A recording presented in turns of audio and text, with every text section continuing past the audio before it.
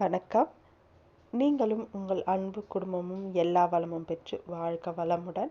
இப்போ நம்ம ஃபோன்லேருந்து வர ரேடியேஷனை தடுக்கிறதுக்காக phone radiation chip, anti radiation சிப்பை நம்ம யூஸ் பண்ண போகிறோம்.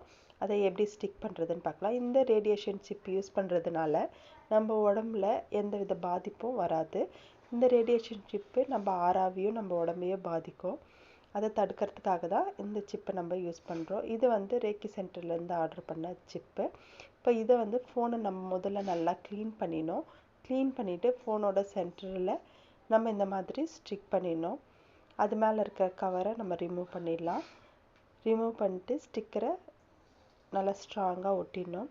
இப்போ நம்ம இதை ஒட்டுறதுனால நம்ம உடம்புல எந்தவித பாதிப்பும் வராது. நீங்கள் ஃபோனை எவ்வளோ நேரம் வேணாலும் வச்சுருந்தாலும் எந்த ரேடியேஷன் பாதிப்பும் நம்மளை பாதிக்காது.